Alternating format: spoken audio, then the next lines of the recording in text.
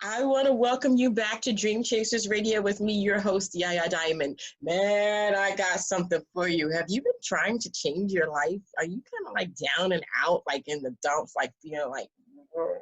Well, we got somebody here that's going to help you get better. And don't go anywhere. We'll be right back.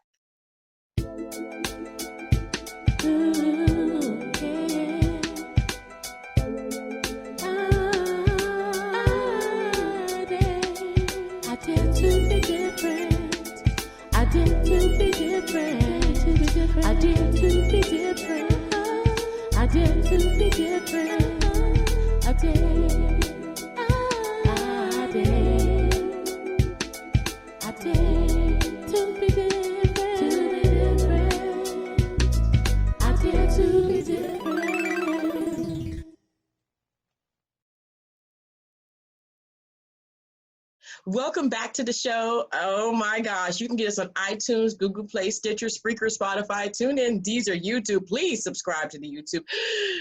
Breathe, Yaya, breathe. I'm telling you, I'm so excited. I just want to get past this. Hey, you guys, look, I got something for you. So I know this is kind of entourage, but watch this.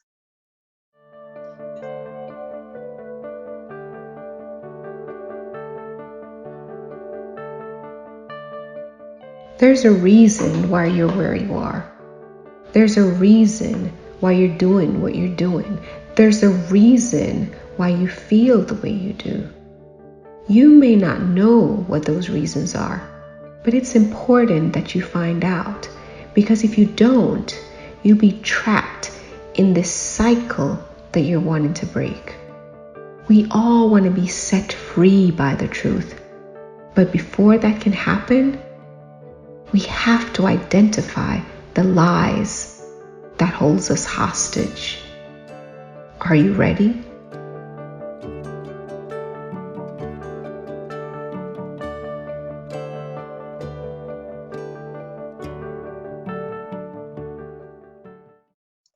Oh, yes, that's right. I got her right now. I want to welcome to the show, Denise. Denise, welcome to the show, girlfriend. What's up? Did I say that right? I said that right? Denise. But I don't try last names. I am bad with names. It's okay. Denise is fine. Yeah. Okay. Thank you. Thank you for having me. I'm so excited. No problem. I am so excited to have you on the show. It is such a pleasure to have someone, that can help other people through their ups and their downs, especially now with COVID. COVID has got people like having cabin fever and all kinds of different emotions coming out, things that they didn't deal with before that they've been working. And now it's like on the forefront. Now they don't have work to mask the, you know what I mean? The pain and the agony that they've been masking all these years. Tell me about yourself, though. Tell me how you knew you were supposed to be a coach. Oh my goodness. I don't think I knew I was supposed to be a coach. I think I just surrendered to the Most High, and this was the direction that He had been pointing me in my whole life. I really am, one of those hard to learn people. So I had to, like everyone else, learn from it. Learn from experience, mistakes, failures, and really just wanted to have an authentic life where I wasn't just existing. I wanted to just, live instead of robotically existing. And so my own journey has helped me to be able to help others. But first and foremost, working on yourself, and always that, like, it's not a point that you've arrived so you can retire. Every day is a continued work in progress. So as I continue to do that with myself, I'm more inspired to help others along their journey. That's good. So first, the journey begins with you. Yes. Not a lot of people know that. Most people think, she got it all together. Oh my goodness. As a matter of fact, I think when you find a person that have it all together, you should probably avoid them, because none of us have it all together. Just don't. No. We don't have it together. And a lot of times when people present to have it together, it gives a misrepresentation and creates a standard that's unreachable. I will be the first one to tell you, I am so flawed and I have made so many mistakes. And I am so stubborn. And I, even today, as I sit here, still have so many issues. But the one thing that I have that I can share is the awareness, right? Not having an issue is not my goal. My goal is to be aware. So even now, when I am triggered or when someone pisses me off, because I'm not at that stage where I cannot be upset because I'm so zen. Hold on. Before the hair goes back. The hair goes back. Be like, all right. You know, just when I'm about to pull the hair back, I'm kind of like, right? Turn it down a little. And then I really ask myself, what is this really about, right? Like someone else does not have that power or that ability to hit that hard for the reaction to be so aggressive, right? Yeah. So did this just tap on, I'm already having a bad day, or I'm already anxious, or I'm already still carrying some energy from a previous conversation? What is this about? And just that kind of interpersonal dialogue with myself automatically works as a de-escalator. So now I go right to, what's this about, right? Like, why does this bother me so much? I remember one time, a quick little personal story. I was dating, I was dating this guy, and I remember I woke up one morning and I was, really upset, and he said, I'm sorry I made you cry. And my response was, I don't care enough about you to be this upset, right? This is like so not about you. I didn't know what it was about, but I knew that kind of whatever that was, there was not enough evidence that you gave me of love or of anything else to where I could be wounded that deeply. So in that moment, I realized it had nothing to do with you. Now, sometimes I can work on my articulation because I'm Jamaican. So, we have a tendency to say what we feel. Yo, don't start. I know my stepfather's Jamaican. Don't be going into the patois, okay? Because it's over. I don't know. Oh yeah. I was like, listen, no, it's not about you.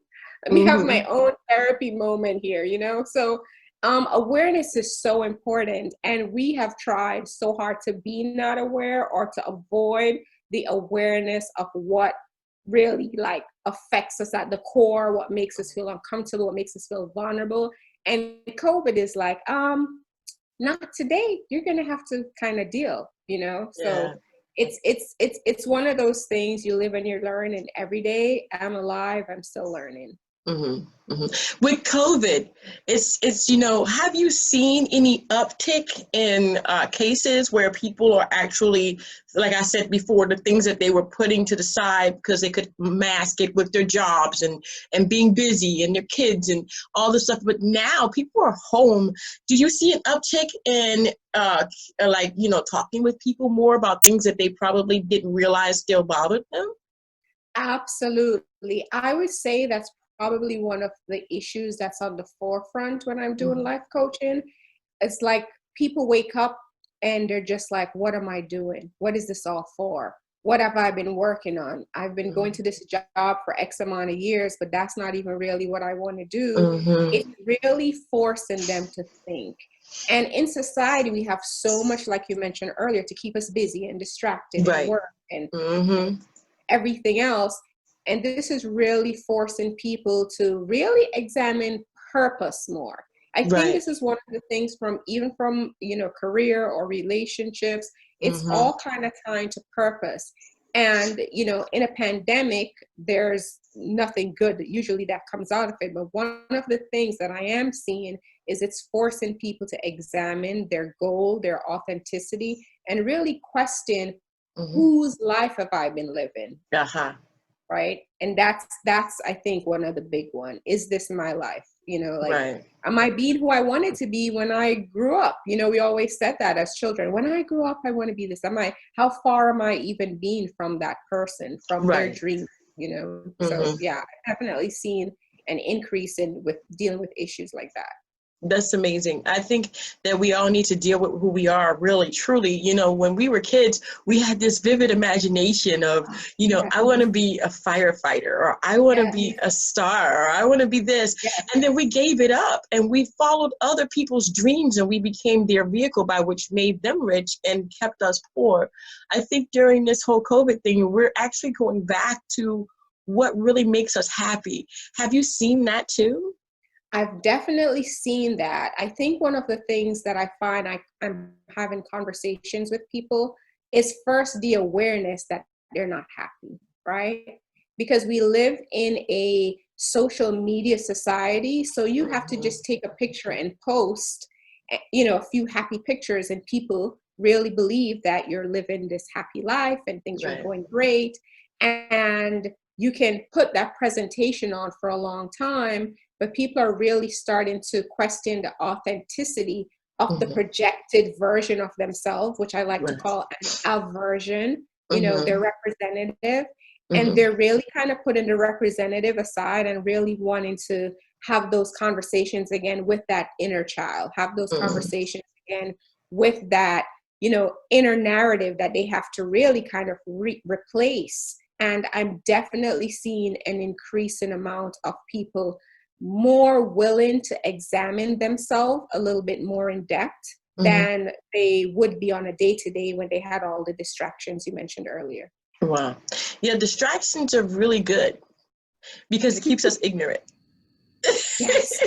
How Yes. they say ignorance Yes. is bliss. But when COVID hit, reality hit us all. It hit us in a way where people who were depending on other people to actually pay them really kind of came to a halt almost for Mm-hmm. some of us. Mm-hmm. What is your advice for people who really think that they should change their lives, that they should really deal with the things that they didn't deal with before this whole situation and this whole pandemic? You know, that's interesting that you asked that, because we are so intelligent as human beings that sometimes, even when we're trying to change, we're really just tricking ourselves into avoiding dealing with the actual thing that we need to, right? So it's Mm-hmm. like you quit one job and go to the other, and you're still not dealing with, you know, whatever you need to work and develop on. So the first thing I usually like to explore when people start to want or have this desire for change, what is the motivation behind that change? What is the Mm-hmm. intention for that change? Are you just changing because you want to switch into another pretend life? Or are you wanting to change because you're really trying to have an authentic experience in which you uncover and discover and recover who you Mm-hmm. are? And a lot of times, even with the desire to change, they get stuck right there Mm-hmm. because they realize they were really trying to put another busy project together, Mm-hmm. right? And if you do another busy project, it can give the illusion that change is happening and movement is happening. But if we haven't addressed the underlying core issues, then it really doesn't matter what you're doing. It's like, you know, same issue, just in another group of circumstances. So if Right. someone really wants to change, I really question initially, what is the motivation, what is the intention, and why do you want to change? Mm-hmm. Mm-hmm. It isn't important to change according to what, though? According to, like you said, when after you get your life together, while you're getting your life together, and why involve a life coach in this specific stage of life where change just might be inevitable? You know, a lot of times what we do is we use our intelligence to rationalize our behavior. Our Mm-hmm. friends and our loved ones, a lot of times, aligns with us because they have some of the same issues, or sometimes they need you to maintain a certain status quo, so they're not the one that's the oddball, or they're not the one that's at, you know, the bottom of the pole, or like they want to be like minds. Mm-hmm. So a lot of times, to be honest with you, we don't have anyone that's objectively calling us to the carpet or challenging our own perception. And I Mm-hmm. think that's one of the best gifts a life coach will give you, if you find the right one, is really challenge your way of thinking, your way of being, your perspective, and hold you accountable to see if what you're saying actually aligns with what you're doing. Because, for example, I had someone tell me once, you know, I'm a person, I'm very low key. I don't like attention. You know, I like to kind of be, you know, not in the spotlight. But they wore like Batman socks with actual capes off the back of the Batman socks, like actual capes, right? Okay. So there's an incongruence there. Like, I don't like attention, But but I'm doing all this stuff to get attention. right. So one, does this person really believe that they don't like attention and they're living a life as a person who does not like attention, which is a completely different person from who they actually are? And has anyone ever not told them necessarily, but maybe present a few questions that would allow them to examine what that is? Because guess what? If you're a showstopper, be a showstopper. That's but it. don't, you're right, be that. Fly away with your Batman socks. No, that's right. But to believe or convince yourself that you're a low-key kind of person who's really not into the spotlight, now you're having a incongruent existence. And if that is a sample, you know, of a bigger issue, what other areas of your life are you incongruent with? And then let's just come out of that boat a little bit. How congruent can you be in a relationship when the menage a trois you're in is a relationship between you, yourself, and the person that you think you are? And then you're going to bring that to somebody like, hey, we go together, right? Oh. Ooh, okay. Which one do you go with? It was nice to know you. Really, it was. You know what? The other you, whichever version of you that is, right? Yeah, no, the other person trying to get involved with you. That's who that is right there. It's like, you know, it was so nice to meet you, but I have to go. I am running late. Look at the time. You know, a lot of people don't realize. Your phone is dead. You're like, hello. Hello. You know, and a lot of people don't realize that they're chasing people off because they're so incongruent. Absolutely. And then they complain that they don't have friends or they don't have no one to call. People don't really, you know, talk to them. This is the reason. And so getting your life together is very, very, very important because your relationships suffer. Am I right or wrong? Oh, you're absolutely right. I think a lot of relationships, you know, like Krishnamurti talks about this concept where people don't actually have relationships with people. Half the time they have relationship with the concept that they have of the other person. So I have a concept of you and you have a concept of me.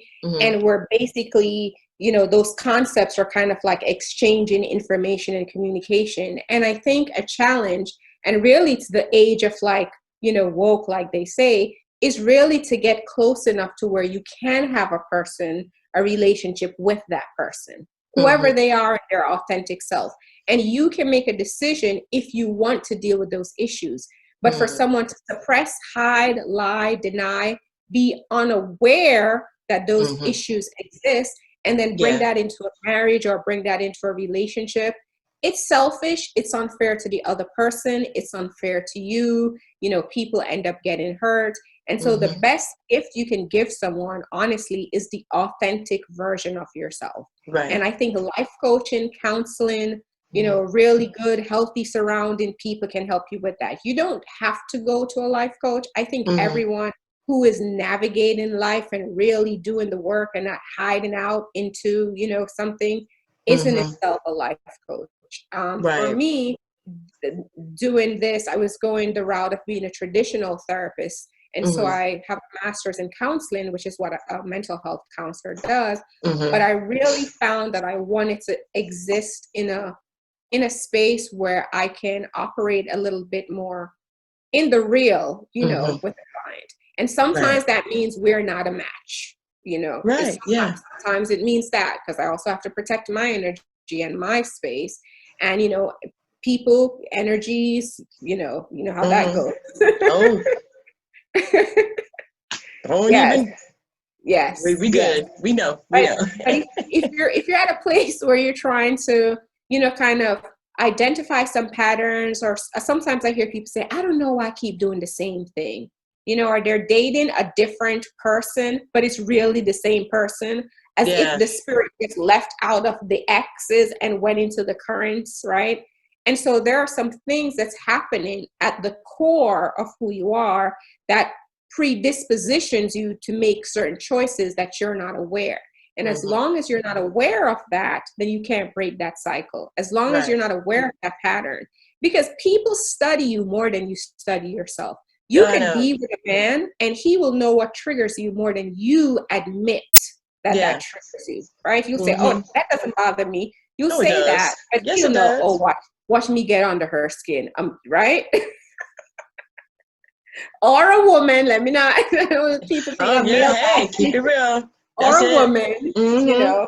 So, like, for example, if a woman knows that you think you don't need validation because you don't like attention, but you do, and she wants to punish you, she'll just ignore you. And then you won't understand why it's hurting you so much, because you're not a person who needs attention, right? Well, I don't get it, but I feel hurt, but I don't get it. Right. So, you know, it's life coaching helps all the way around. That's wonderful. That is wonderful.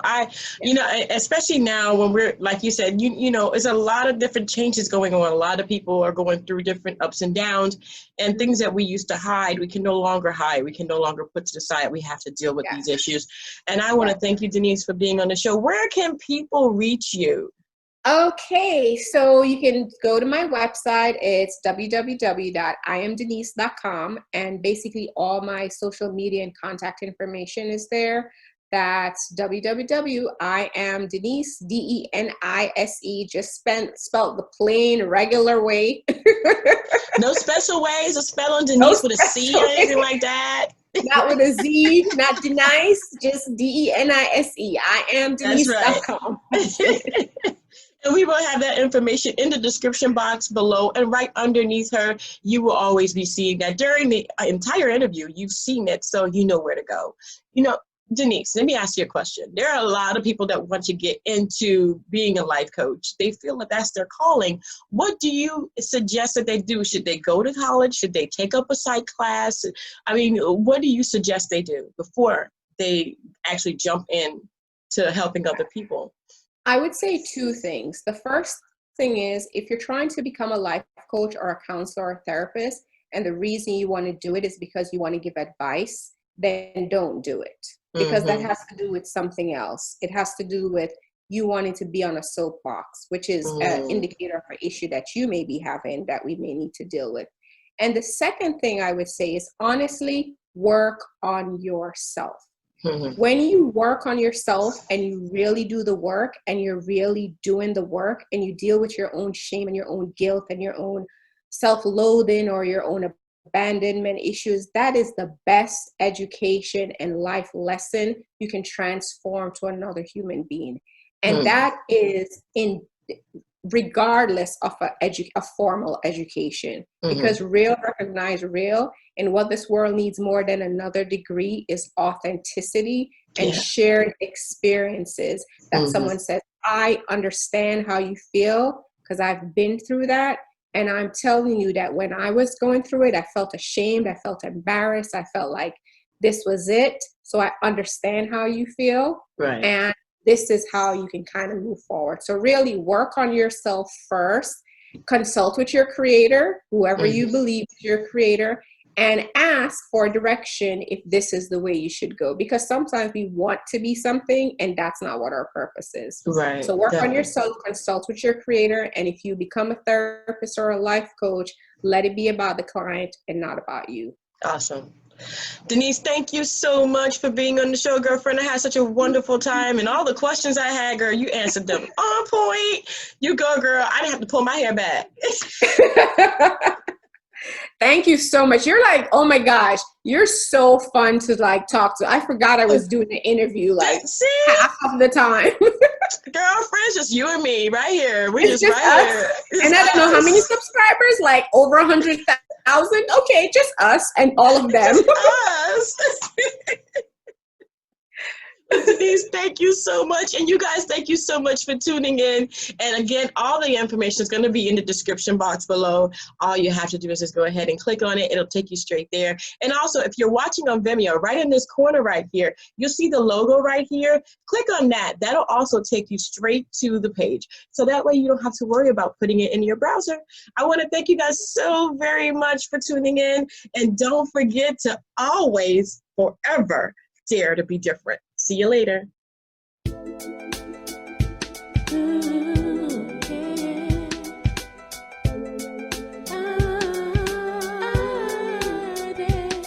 I dare to be different. I dare to be different. I dare to be different. I dare.